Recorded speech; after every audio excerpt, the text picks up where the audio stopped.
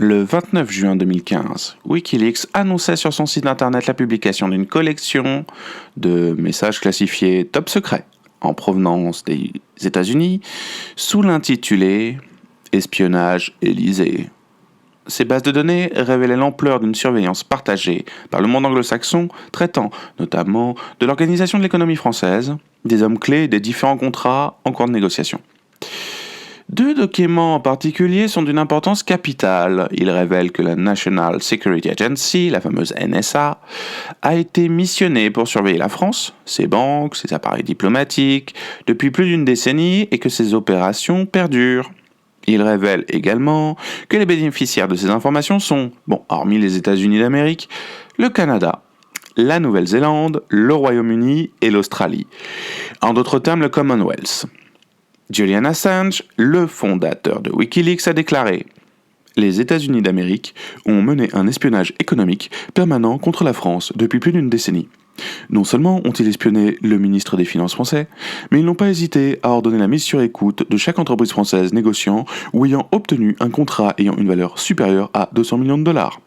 Cela ne concerne pas seulement l'ensemble des grandes entreprises françaises, depuis BNP Paribas, AXA et le Crédit Agricole jusqu'à Peugeot, Renault, Total et Orange, mais cela affecte aussi les principales organisations agricoles françaises. 200 millions de dollars correspondent à plus ou moins 3000 emplois directs en France. Des centaines de contrats de cette ampleur sont signés chaque année.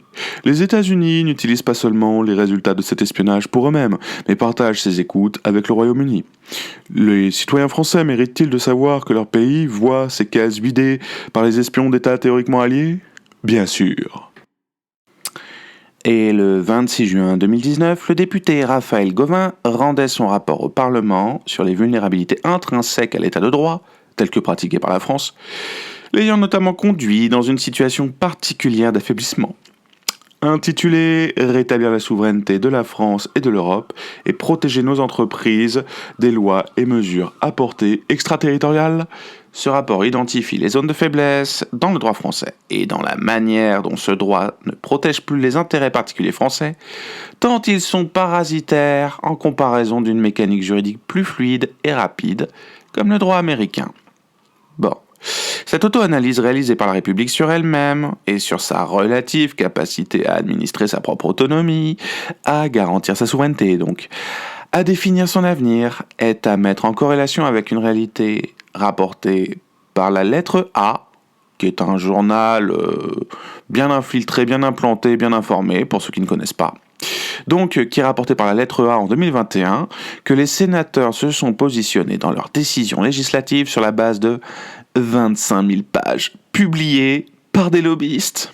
Oui, 25 000 pages. Ces pratiques d'influence et ces manœuvres liées aux intérêts financiers impactent les emplois de personnes ordinaires.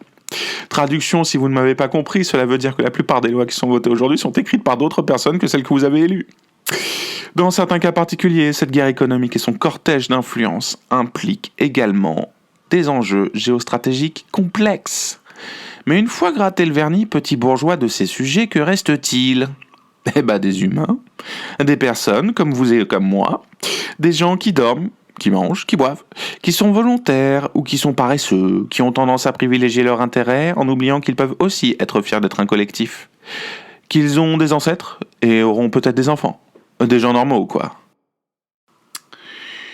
Ces mêmes gens normaux qui ne font jamais les choses à fond, privilégiant le va comme je te pousse et qui créent de ce fait les premières failles dans leur propre sécurité économique.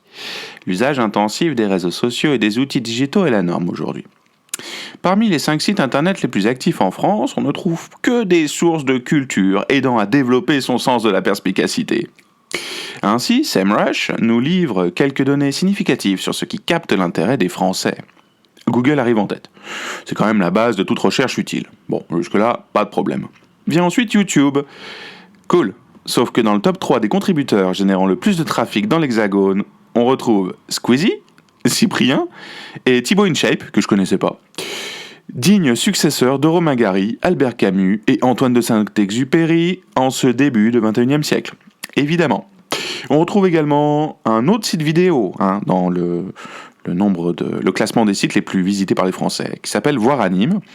Et puis un troisième site proposant également un contenu hautement qualitatif, à savoir Pornhub. Oui.